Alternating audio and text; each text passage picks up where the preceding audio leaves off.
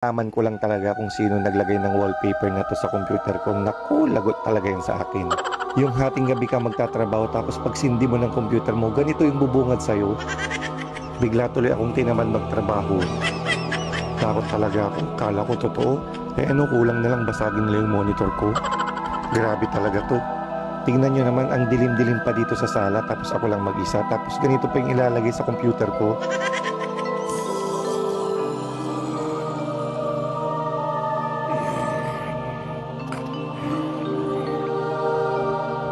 Umaalis pa yung iba. Isa na lang natira. Tignan nyo, alis silang lahat. Tapos bigla-bigla ding babalik. Ayan o, sana all bumabalik. Bukas na nga lang ako magtatrabaho. Baka biglang lumabas siya mga yan. Mahirap na.